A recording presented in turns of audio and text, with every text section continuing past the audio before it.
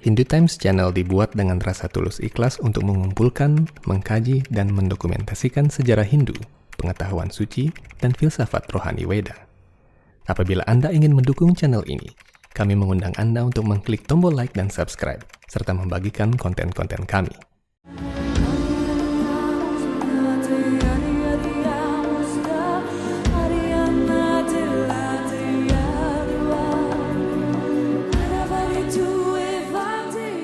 Om Swastiastu.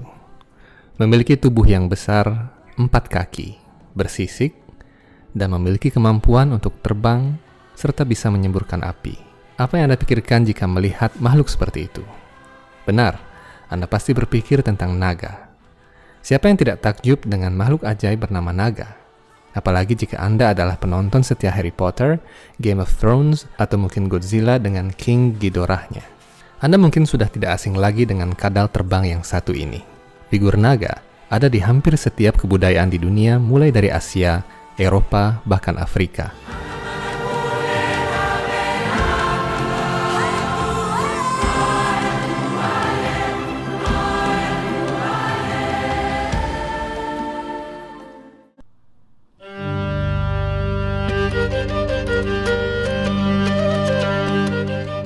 Setiap kebudayaan memiliki versi uniknya sendiri tentang naga, mulai dari naga dalam mitologi Tiongkok yang biasanya digambarkan sebagai makhluk yang menyerupai ular yang panjang, bersisik, berkaki 4 dan bertanduk, hingga naga dari mitologi Eropa dengan badan yang besar, bersayap, gagah, dan tentunya nafas api yang bisa membuat satu desa menjadi lahan barbeque.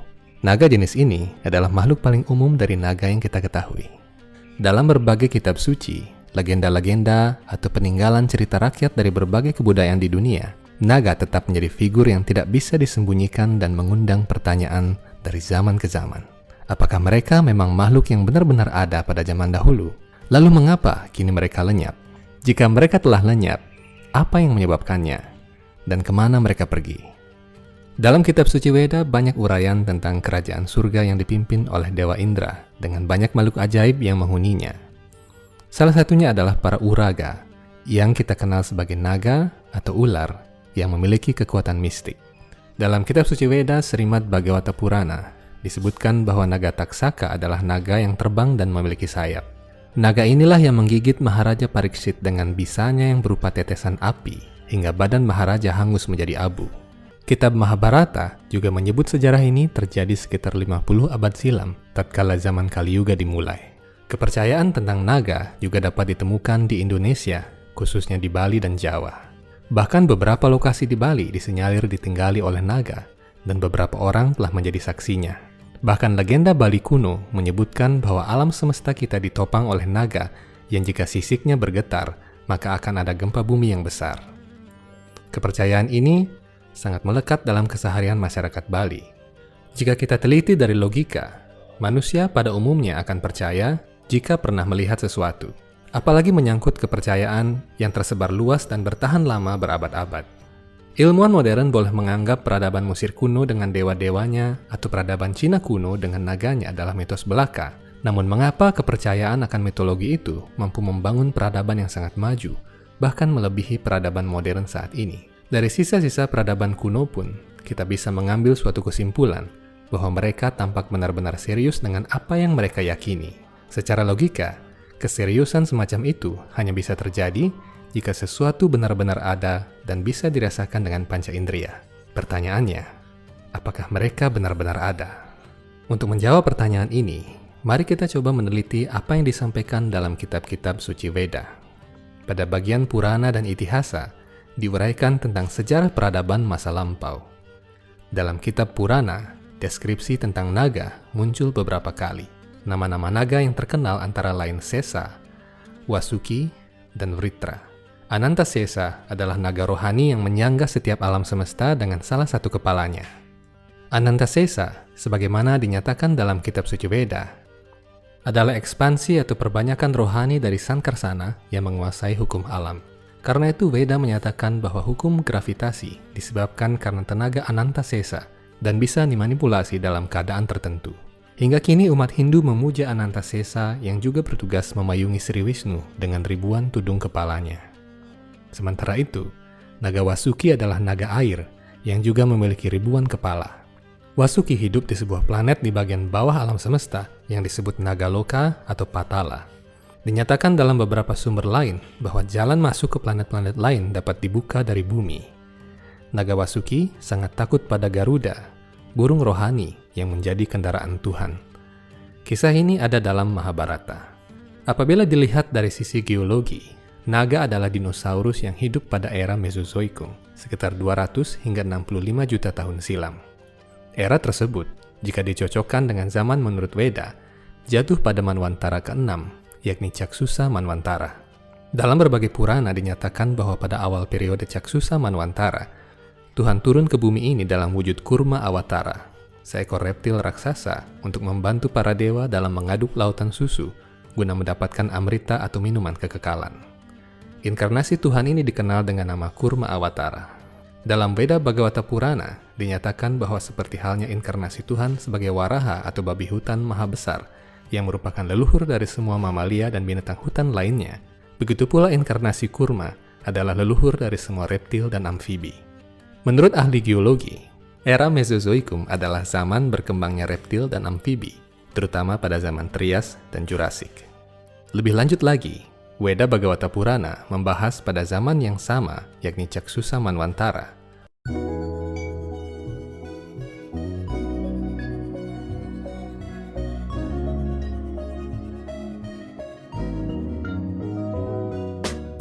Sebelum video ini kita lanjutkan, kami menawarkan beberapa jenis merchandise untuk Anda. Kami menyediakan t-shirt, tote bag, dan majalah Hindu Times edisi 13 hingga 15. Untuk membeli secara online, silakan klik link pada kolom deskripsi.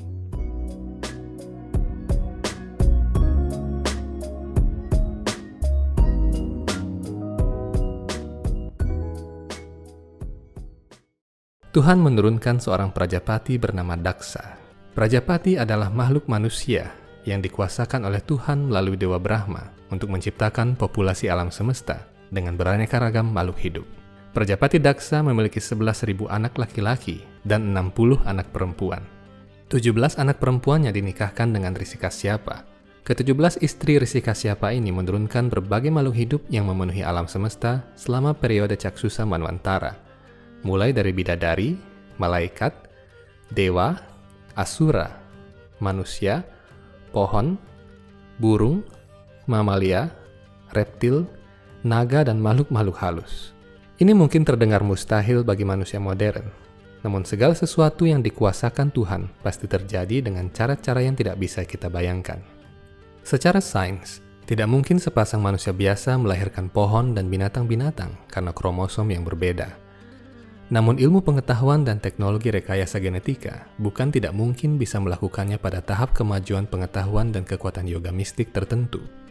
Singkatnya, salah satu istri Risi Kasyapa bernama Kadru suatu hari memohon 1000 anak dari suaminya. Kitab suci Veda Mahabharata bagian Adiparwa mengisahkan bahwa Risi Kasyapa memberikan 1000 butir telur kepada Kadru, dan dari 1000 butir telur itu terlahir 1000 ular dan naga, baik yang tinggal di langit, di bumi, maupun di air. Salah satu istrinya yang lain, yakni Winata, diberikan 2 butir telur. Dari telur pertama terlahir Aruna, burung surgawi yang tidak memiliki kaki yang sempurna karena lahir prematur. Aruna kemudian diangkat menjadi kusir kereta Dewa Matahari. Telur kedua menetas dan lahirlah Garuda, yang merupakan ekspansi dari burung Garuda di dunia rohani yang menjadi kendaraan kekal Sri Wisnu. Dalam kepercayaan kuno, naga dan ular dikatakan memiliki permata yang biasa disebut mustika. Hal ini dibenarkan dalam kitab suci Veda, bahwa penguasa para naga, Anantasesa, memiliki permata yang bersinar secemerlang matahari di puncak kepalanya. Srimad Bhagavata Purana menyatakan bahwa permata-permata yang bersinar di kepala naga Anantasesa menerangi sistem planet bawah yang tidak terkena cahaya matahari. Dalam kitab-kitab Purana yang mencakup kejadian-kejadian sejarah di alam semesta, disebutkan bahwa para ular dan naga dapat keluar masuk berbagai sistem planet dengan memanfaatkan tenaga mistik. Menolak mentah-mentah keberadaan naga sama saja seperti orang di masa lalu yang mengatakan bahwa mustahil jika manusia bisa mencapai luar angkasa. Terlalu dini untuk menyatakan bahwa hewan-hewan mitologi seperti naga hanyalah sebuah khayalan dari masa lalu atau sekedar imajinasi manusia. Jika kita berbicara dari sudut pandang Veda mengenai keberadaan naga dan makhluk mitologi lainnya, maka bukan tidak mungkin jika mereka benar-benar ada atau setidaknya pernah mendiami bumi dan berbaur dengan manusia di Yuga ataupun Manwantara sebelumnya. Semakin merosotnya zaman Kali Yuga dan kualitas manusia secara rohani yang menurun, membuat kita makin terisolasi dari hubungan antar dimensi. Hal inilah yang membuat makhluk-makhluk seperti naga, peri, ataupun kinara yang berada pada tatanan dimensi yang lebih tinggi, seolah-olah hilang dari peradaban manusia dan sekarang hanya menjadi dongeng bagi anak-anak. Semoga video ini bermanfaat untuk Anda. Semoga Hindu senantiasa dapat menjadi cahaya yang terang dan menjadi teladan bagi kedamaian, keharmonisan, kesucian, dan keberagaman dunia. Sekian episode Hindu Times kali ini. Sampai bertemu dalam kesempatan-kesempatan berikutnya dengan topik-topik lain yang tentunya semakin menarik untuk dibahas. Om Santi Santi Santi Om.